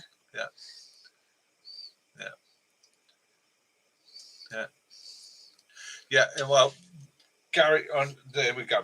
So this is something I got asked about quite regularly. It's almost like his costume jewellery. I've been asked a lot of times over the years, you teach survival. What do I do if somebody comes at me with a knife? Okay. Somebody comes at you with a knife, run. That's right. So I will never condone unless you are extremely confident, extremely skilled. Okay.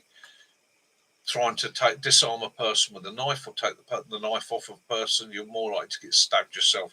I don't care how many videos out there show all these techniques for doing this and that and the other. Take it from somebody that has been there. I've been stabbed 3 times now. Okay. Each time my own stupidity and not taking my own advice. A man with a knife is probably the most dangerous thing you can face.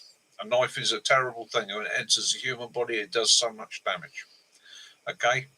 So you're better off teaching yourself to be aware of your surroundings, be aware of what's going on around you, see the threat, locate the threat, and remove yourself from the threat rather than stand it down. You're there to survive, not take it on. I'm not saying to people, you should, just run, get yourself away. You can probably do more to help somebody by surviving the situation than being there to apply first aid and actually give information so that gets caught. All right.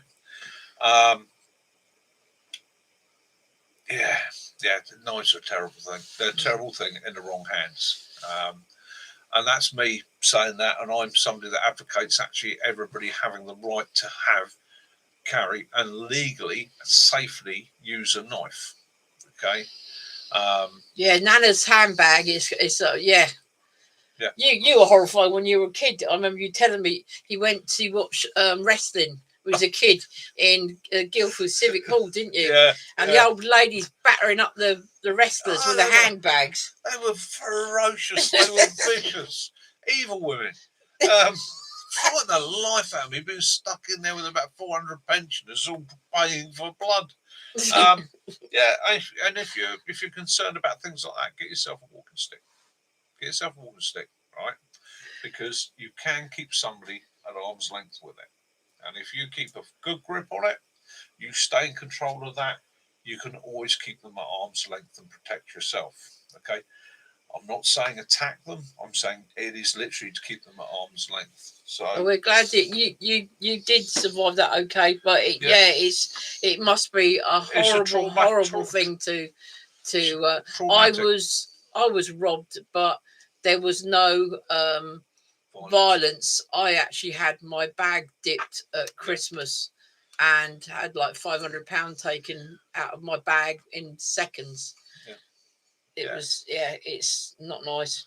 It's a difficult thing, and I can't, as a channel, I can't condone violence, and I can't condone going equipped because there's laws, rules, and regulations that I have to apply, and I can be held liable for advice and the rest of it. My advice to you is somebody that has worked in conflict and conflict management and been there. You train yourself to recognise your surroundings. Okay. Train yourself to see what's going on.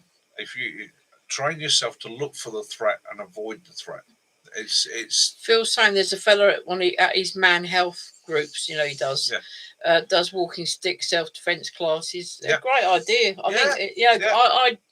I would be interested in something like that because obviously when I'm not on my scooters, I'm with a stick as well. In actual fact.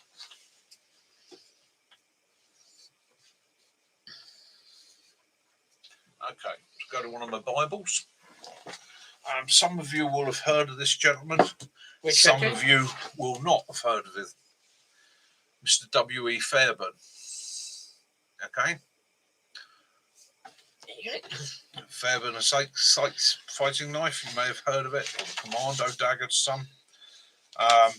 So, this gentleman wrote, he's probably one of the leading people in defence and offence within the military world, especially police world.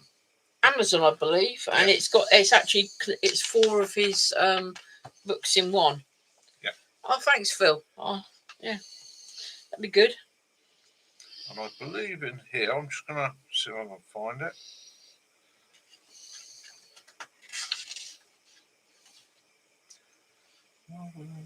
There we go, 76, page 76.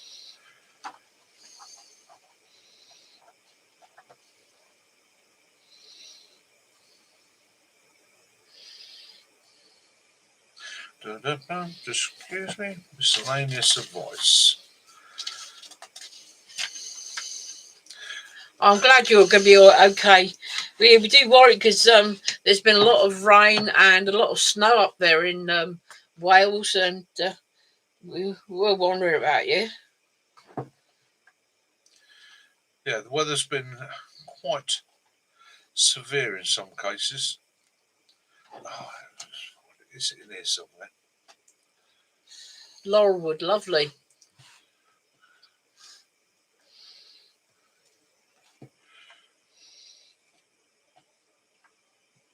There's a whole section in here on actually using a cane for self-defense.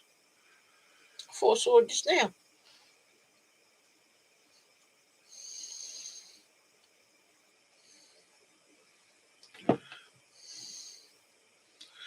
Scientific self-defense. There we go.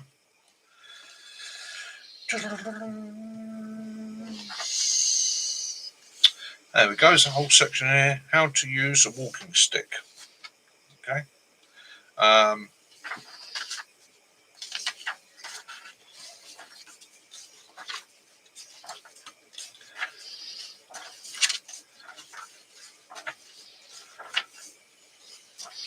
Yes, if we can, we're going to try and get up for you on Thursday. If it's all going, the wind in the right direction, everything, the view. There we go. No more. I'm going to find it now. It's going to drive out the wall.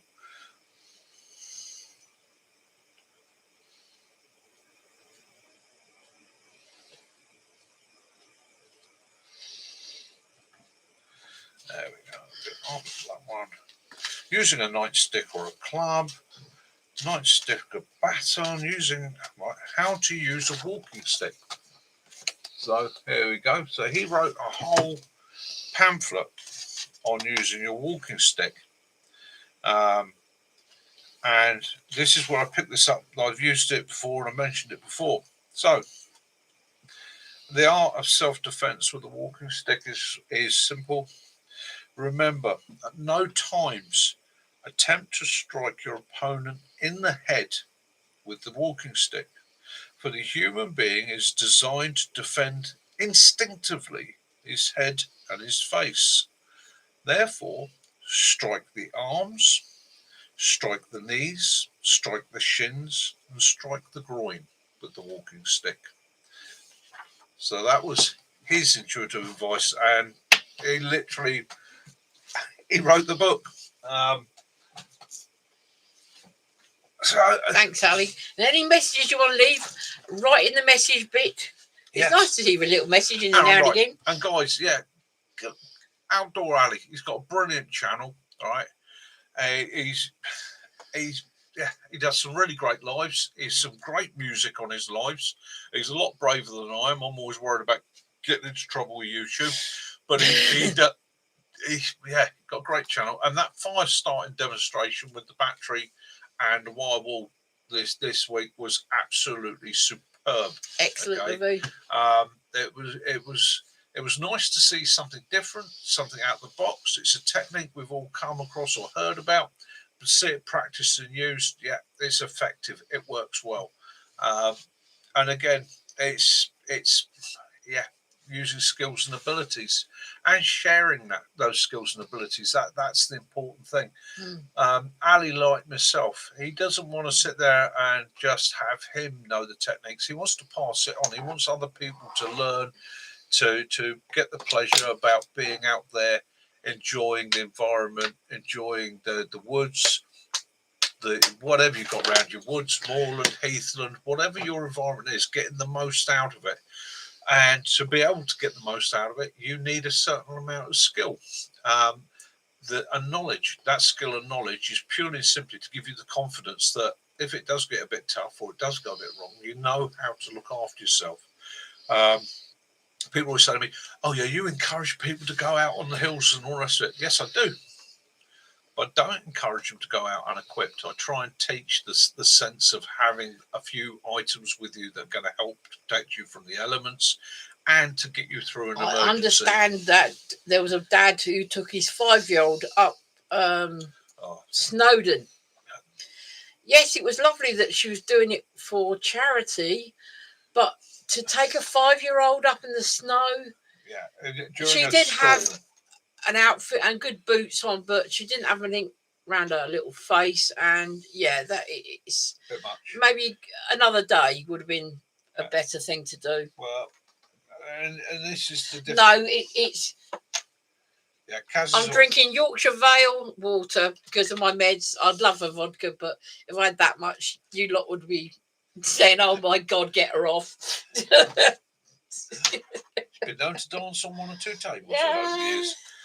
So yeah, it's common sense, isn't it? It's giving people the ability and the knowledge to go out and enjoy themselves safely, responsibly. And again, that's the thing we teach, isn't it? Is be safe, be responsible, enjoy it, share it, have it for the future. Just don't go telling your kids all about the things you used to do as a kid. Oh no, don't do that. Don't do that.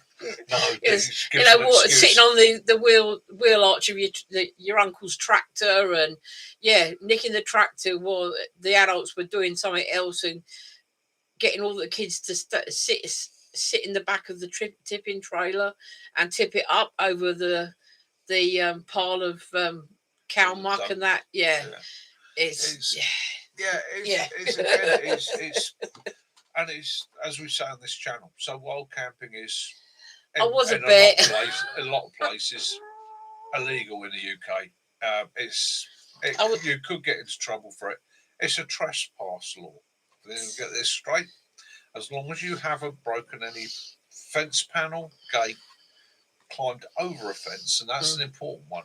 You've got to be able to walk through an open gate or an opening. Okay, nothing to bar your entry. If you can do that, then yes. Night Ray. Wild camp, try not to get caught. If you do get caught, explain what you're doing, leave no mess, and if need be, leave. You've been asked to leave by the landowner. But for the majority of us, it's about a respect thing. It's about being out there and enjoying nature. We're not going to damage anything. We're not going to cut trees down. We're not going to leave any trace. And if you do get caught, and it does get naughty, as long as you have not, as I said, climbed over a fence, damaged a fence, climbed over a partition, opened a locked gate, okay, if the gate's a swinging gate or it's not secured, and don't be that person. I know none of us are here are, but those people that hang their dog poo bags in the tree. Why? There's nothing worse than getting up in the morning, getting out of your basher, taking 2 steps forward. You do that sort of staggery climb as you get up, and having a cold, wet dog poo bag bounce off your forehead. Not nice. Yes, we have been known before now, Tava. There was a lady that created one of the ranges that used to have big German shepherds, and she used to put her poo bags on the fence and just forget to bring them back when she came back to the car. So we did it for her, put it on her bonnet for her in the middle of summer. Yeah, we collected them up for her, gave them back to her. In the bags, I hasten to add, we didn't tip them out. No, we didn't tip them out. No, it wouldn't be that bad. No. Yeah. So again, and if you did get caught, it's trespass. It's a civil. It's a civil enactment. Okay. You are probably going to get told by the authorities. It's nothing for us to deal with. You haven't created any criminal damage, and therefore, you're just going to get told to go away. If the person wants to prosecute you, they'll have to pay for the prosecution. It's like the people that have to go out into the middle of the countryside and dump their house rubbish. Yeah. Go to the tip. It's not so many miles. There was one bloke, it's in Surrey, he had dumped that much stuff. They had this field. Yeah. It was a narrow field, and the whole thing was full of rubbish, about 8 or 9 foot high. Oh, that's disgusting. Yeah. Yeah, and as Ali said, it's about getting out, whether it's a hike, camp, walking a park, walking your dog. For those people that can't get out of the house, okay, it's... Get yourself a scooter like me and go wild in the Devon or Cornwall. It's one of the reasons I do my videos. It's one of the reasons I try and do a video every now and again and get outside is for those people that can't. It's trying to share it.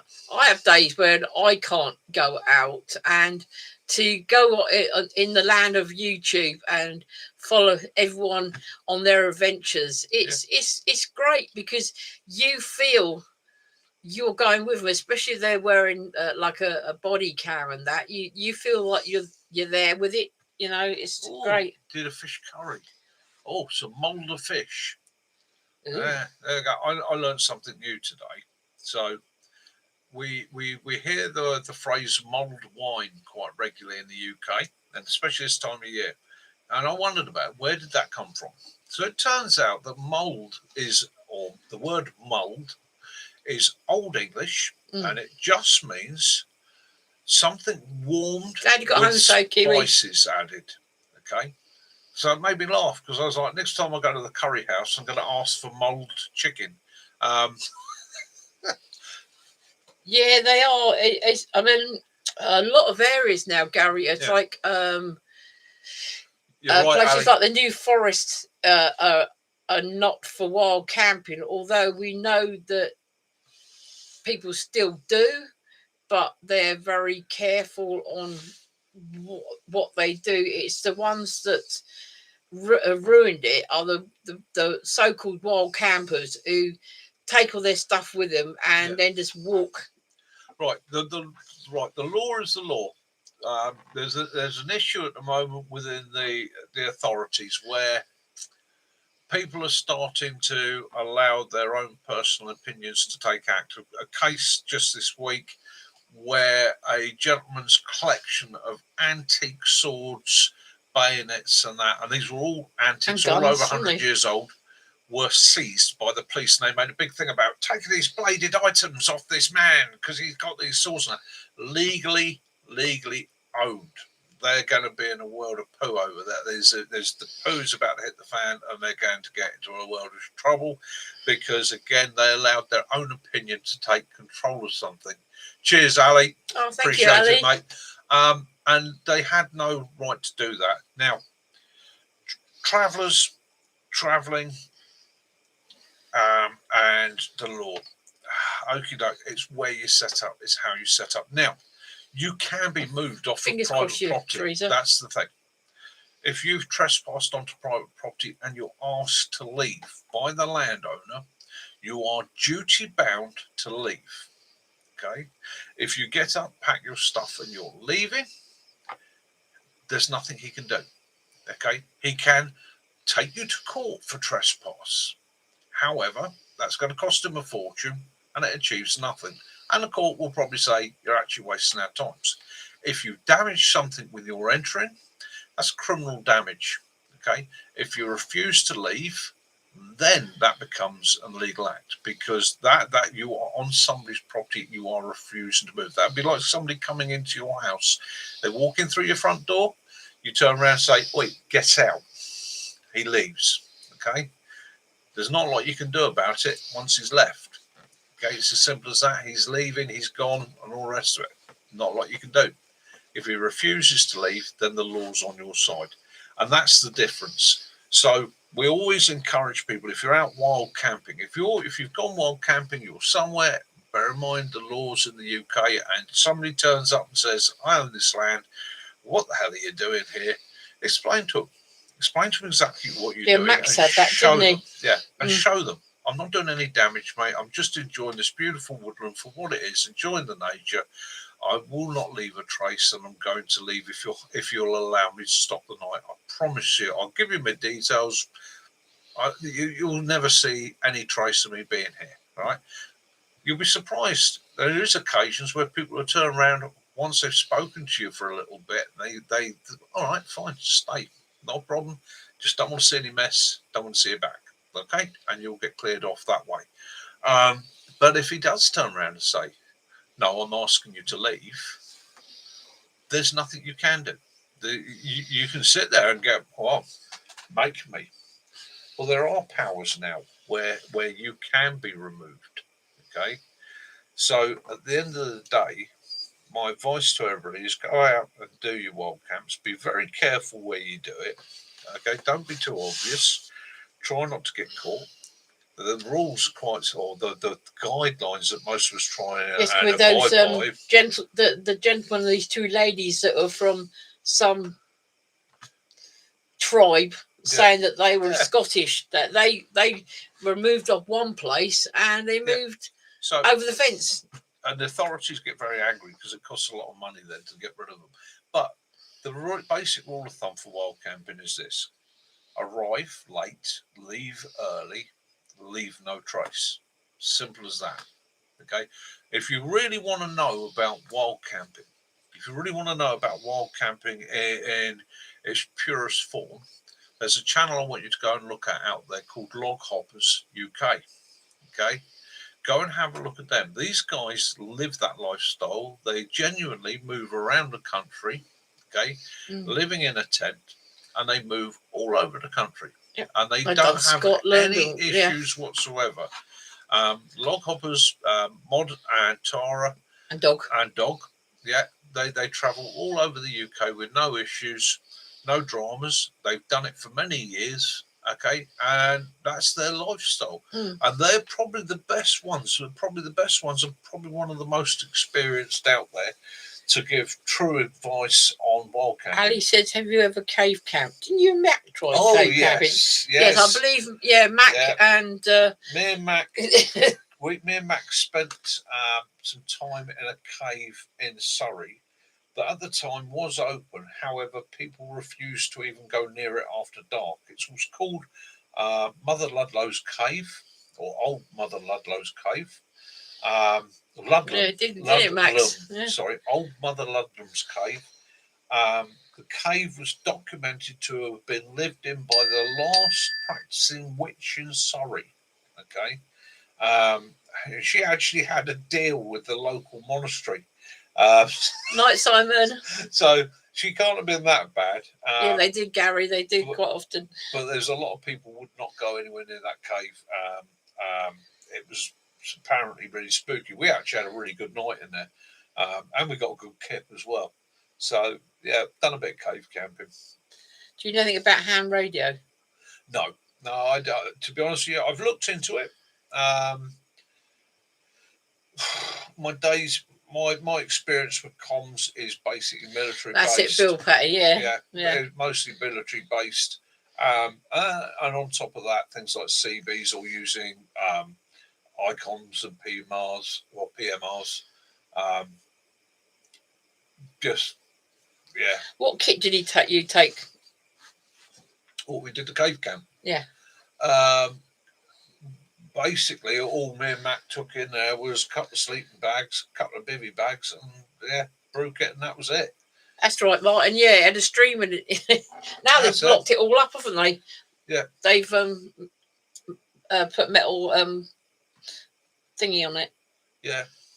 It's all closed off now. Yeah.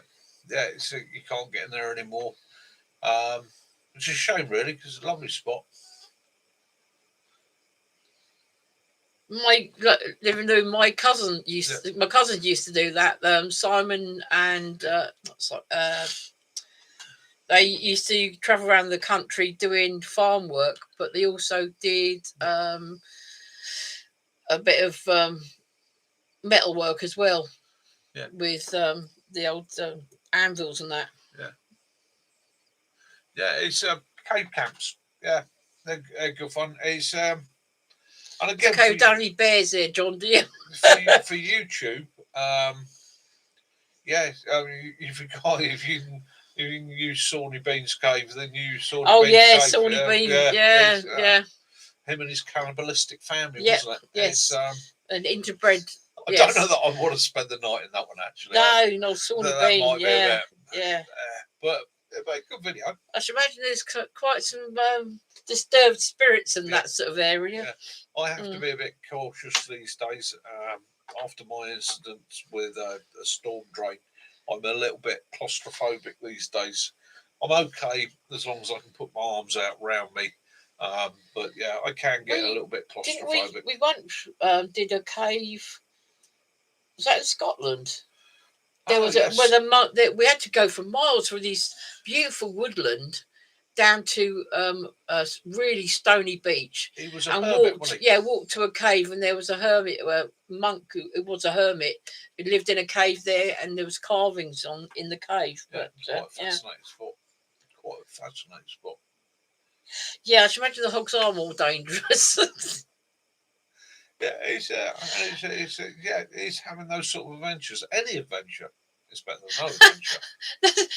So that's where he's going to take you on. Well, I'll stay with Paula. He's going to take you there. Okay, you're on. We'll do it. And yeah, we John, got the Lock of Doom. John, I was watching some YouTube the other day. It was a funny one about animals bringing home other animals. Night, Kiwi. Take it easy, mate. Have a good week. Meet the family, and there was a golden retriever that came in, and it had two black bears with it. Yeah, John. Yeah, storing alcohol in caves. That's ambient temperature, isn't it? It's the perfect store. Obviously, Dan, we have a place called Cheddar Gorge, and they store the cheeses in the caves there. Yeah. They're cage aged cheese. Ooh, snakes in the snakes in the cave. Snakes in the cave. Yeah, that sounds like a movie to me. Could make a film. think it's near an old abbey. Yeah, was. Yeah. So take it easy, mate. Have a good week. Look after yourself. In fact, we'll be winding up in a few minutes anyhow. We're almost at the 2-hour point. So what I'm going to do at this point, I'm going to say thank you very much for joining us in the pub. Yes. Hopefully you've enjoyed. Time, gentlemen, please, and ladies. Yeah. Drink up. Hopefully you've enjoyed yourselves and you've enjoyed. I used to do that. Yeah. Yeah, you used to be a landlady. Bar person. Yeah, hopefully you've enjoyed yourselves. You've enjoyed joining us in the pub tonight. Thank you for your company. It's been a great pleasure as always. We'll look forward to next Sunday. And again, as we say, every Sunday for 3 years now, 2,000 hours. I haven't got a bell. How about I'll just go. Next week I'll have a bloody bell, all right? Anybody has any questions, any ideas, any thoughts that they would like to have us cover on a Sunday night, as long as they're clean and presentable. Yeah, look, he's done it all posh. Look, he's done it himself. That's the email address. You can send an email to the lovely Kaz at that address and ask for any information, anything you want to know or you want us to discuss. Like I say, the only rules on this channel is we don't do politics, we don't do religion. Not that we disagree with those things, but they're all very personal and very individual. So a plain packet of crisps and a pickled egg in them. All right, okay. Yeah, last orders, please. Yeah. And this is why we like doing the live, because in the old days, on a Sunday night, you'd get together in the pub. Yeah. You'd have a quiet chat and a wind down. Yeah, everyone knows that after 7 o'clock in this house, it's no good ringing or coming round because you're not going to get the answer because we're getting ready for our live. Yeah, and that's it. It's literally set in stone. I think there's only been one occasion where I've been late, and Kaz actually started the live for me. Yeah. And that was unforeseen circumstances. So Lavou's going to send us an email. Yeah, and old school. Yeah, take care. Have a good week, everybody. Night walk, cool walk. Night, Gary, Angel with Dirty Faces, Free Dog, Ali, Martin, Sticks, 3 Dog, Andy. Who else have I got? Stuart, Sussex, Bill, Max. Stealth, Teresa. Anyone else I've forgotten? I've done Ali. Phil Crawford. Yeah, Phil and Bill. Yeah, that's it. I've done the lot. And Mac. Don't need to say goodnight to Mac. We'll be seeing Phil, Yeah, right, Phil. Okay, I shall finish on this. What about the benefits of the outdoors and mental health? Well, my friend, that's what you want to do on the boat thing. Yeah. You ask for next time. Yeah, we will do that. So Night, Bob. I will make a note of that. The benefits of being outdoors, mental health. Yeah. Teresa, thank you very much, sweetheart. I'll give you a big hug and a kiss if you were here. In a mutually acceptable sort of way. Got to be careful. I must be careful about saying that in today's world. I'll get myself into trouble. But yeah, thank you very much. That's thank all goes you, to the fighting thank fund. you. Really appreciate it. Thank you, sweetheart. You have an absolutely awesome week. Yeah, and I'm hoping to do those. I'm hoping to do that short on the antibiotics. I've got a shopping list of things to do, and I will show you how to make your own homemade antibiotics to help you with your up and coming colds and this general feeling. Actually, next week we will be talking about health, both mental and physical. I'll do the little. Yeah. I'll do a short, but also discuss it on next Sunday. Next week we'll be covering the benefits of mental and physical health, being outdoors, some tips, tricks, ideas, treating those common ailments, irritations, itches, stings, buzzing things, all that sort of thing that can hit you when you're out there, how we deal with it. Yeah. So that'll be our good night from Willow. Oh, he's on the. Come on in, you better say hello. Better say good night to the furry terrorist. There you go, Captain. There you go. Well, they're there. Yeah, they're all in the box. Yeah, they're all in there watching you. Yeah. Yeah. They love you. They love you. Yes, they do.